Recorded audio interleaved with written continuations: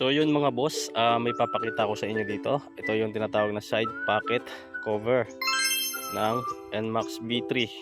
Ayan, sa mga naka B3 dyan, murang-mura lang to. At saka ang capacity ng bigat na kinakaya nito ay 5 kilos.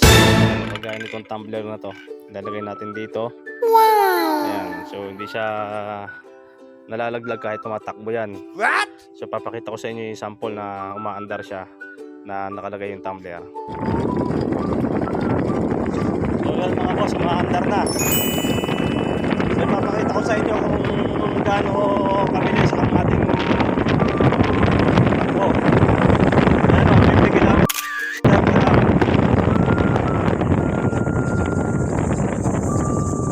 So yun mga lods, nakita nyo na. So hindi siya nalaglag. Ayan, so kung maglalagay kayo dito, magsasabit kayo dito ng mga item. So ang bigat nito ay hanggang 5 kilo lang mga lods. So andyan na sa caption yung ating link.